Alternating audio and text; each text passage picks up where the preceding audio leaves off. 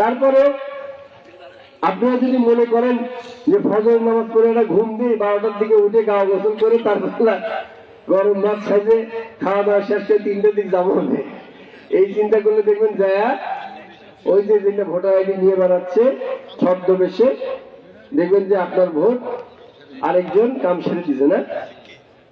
এই কাজ করা যাবে না ভাই, যেহেতু তারা প্রলোভন দেখিয়ে ভোট নষ্ট করতে পারবে না। মানুষ ধানের শীষে ভোট দিবে, ভয় দেখিয়ে ভোট কেন্দ্রে যাওয়া থেকে বিরত রাখতে পারবে না।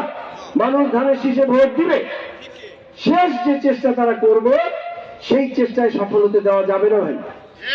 সকালবেলা ফজরের নামাজ পড়েই ভোট সেন্টারে চলে যাব আমরা।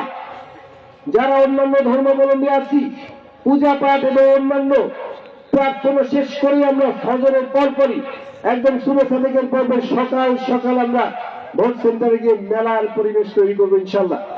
হই হই রই রই করে নিজেদের ভোট দিয়েই বাড়ি ফিরে যাব না, আমরা চেষ্টা করব সেখানে থেকে আমরা ভোট গণনা শুনে ভোটের রেজাল্ট নিয়ে ধানের শীষের বিজয় মিছিল করতে করতে আমরা বাড়ি ফিরবো ইনশাল্লাহ।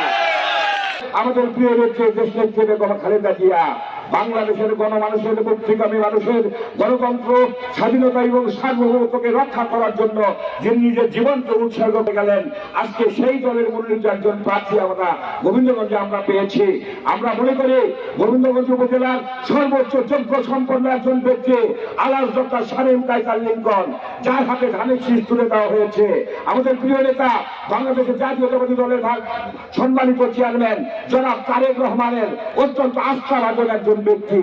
আমরা গোবিন্দগঞ্জের উন্নয়ন চাই, আমরা গোবিন্দগঞ্জের অবহেলিত মানুষগুলোর উন্নয়ন চাই, আমরা কাঁচামরের ইপিজেড বাস্তবায়ন চাই, আমরা বৃহত্তর রংপুর সোগানবিল মহিলাগঞ্জের এটি আসলে চালু চাই, এটি চালু করা হোক।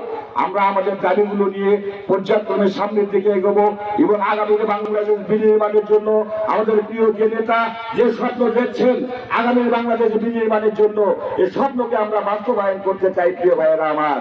তাই আজকে বাংলাদেশে যে ষড়যন্ত্র শুরু হয়েছে, ভোট নিয়ে যে গভীর ষড়যন্ত্র চলছে, এটি আমরা যে কোনো মূল্যে আগামী 12ই ফেব্রুয়ারি সারাদিন ধানের শীষে ভোট দিন।